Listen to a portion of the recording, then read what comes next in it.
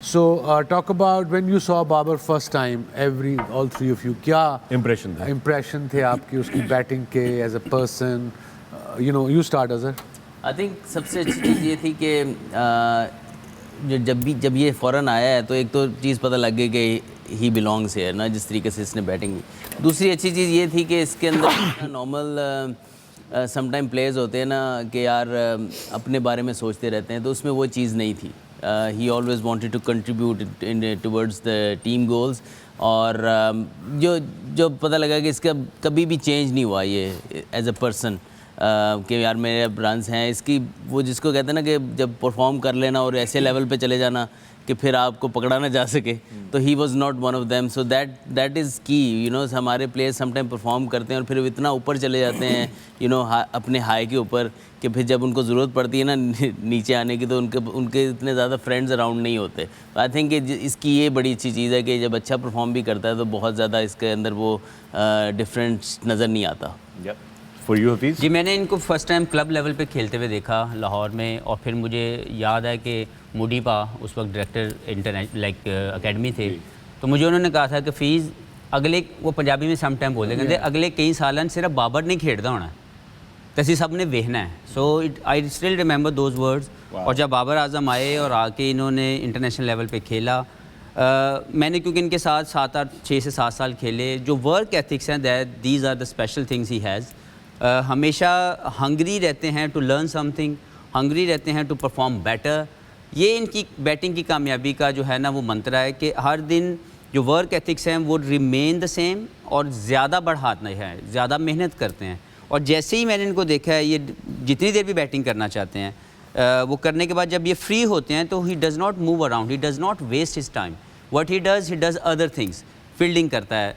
इन चीज़ों की तरह मैंने देखा है कि जो एक right work ethics as a professional आपकी डेवलपमेंट में बड़ा अहम रोल प्ले करते हैं, वो नेचुरली इसके अंदर मौजूद थे. मेहनत करने का जो शौक़ था, इसलिए बाबर आजम हमें पिछले 7-5 सालों में दुनिया में डिफरेंट लेवल पे नज़र आ रहे हैं, क्योंकि उन्होंने कम्पीट किया है हाईएस्ट लेवल पे, इंटरनेशनल लेवल के प्लेयर्स को, और by doing the right things, by doing the right work ethics of the game. Misbah, इस सबसे जो इम्पोर्टेंट चीज़ जो मैंने देखी है अर्ली, जैसे अज़हर ने बात की, he normally loves his batting right from the start. कि आउट नहीं होना, 100 करना है मैंने. बिल्कुल यंग एज से, क्लब का मैच है कहीं पे भी, 100 करने के बाद भी सेटिस्फाइड नहीं होना, कोशिश करने के मैं 150 करूँ, 200 करूँ, यानी सेटिस्फेक्शन नहीं है. Every day he wants to improve basically. और जो दूसरी सबसे इम्पोर्टेंट चीज़ थी, बेसिक्स पे हमेशा काम करते हैं. अब इतनी क्रिकेट खेलने के बाद भी जो प्रैक्टिस है बड़ी डिसिप्लिन होती है. एक भी बॉल, जब मैं उसको कई दफ़ा स्टिक से करा रहा होता तो बॉलिंग, एक भी बॉल अगर उसका चौका लग भी गया और उसका बैलेंस स्लाइटली आउट है, कोई चीज़ उसकी ठीक नहीं आई, हेड या टांग उसकी ठीक नहीं आई, तो ही नोज़ दैट, और फ़ौरन वो अपने आप को कहेगा कि मैंने गलती की और मैंने अगली बॉल पे ये ठीक करना. So that basically helped him. आप जब जितनी गलतियां कम करते जाएंगे अपनी, उतनी आपकी जो बैटिंग है उसमें या किसी भी स्किल में बेहतरी आती जाएगी और कंसिस्टेंसी आपकी बढ़ती जाएगी. तो यही वो चीज़ है जिसने मेरे ख्याल में उसको हेल्प किया कि इतने लंबे रन्स वो कर रहा है, आज भी कंसिस्टेंटली कर रहा है. वाइट बॉल T20 में और वनडे में इट्स वेरी डिफ़िकल्ट कि आप 50 की एवरेज से खेल रहे हो. उसका टेस्ट डेब्यू भी तो आपकी कप्तानी के अंदर हुआ. जी बिल्कुल. टेस्ट में जैसे अज़हर ने बात की है कि थोड़ा सा डिफरेंट था, मुश्किल कंडीशंस में डेब्यू हुआ उसका.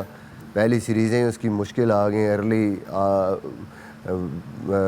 न्यूजीलैंड आ गया, ऑस्ट्रेलिया आ गया, थोड़ी टेस्टिंग कंडीशंस थी, but eventually everybody was sure at that time कि जैसे जैसे ये खेलता जाएगा ये उस जोन में आ जाएगा जो वाइट बॉल क्रिकेट में है. And finally start just performing in red ball cricket also. Let me ask you this, Wasim, because Karachi Kings में भी बाबर ने बड़ा टाइम जो है वो गुजारा है. What was your experience like working with him? He's just a nice guy, just a good guy, happy, wants to work hard, wants to win. I remember seeing him the first time I went to commentate. I think it was March 2010. Under 19 world cup in New Zealand. यहाँ पे कप्तान था. I think शायद ये final हारे थे, मेरा ख्याल है, वेस्ट इंडीज़ से, if I don't remember correctly. And over there he got runs as well. और तब मुझे वेगली याद है, वाज लॉन्ग टाइम अगो, कि ऑफ स्पिन बॉलिंग भी रेगुलर करता था. You know, he was a regular off spinner, but eventually, obviously, जब वो दुनिया के top 3 batsmen में आ गया, तो he wants to focus on his batting and all about work ethics. Yeah. And he's easy going.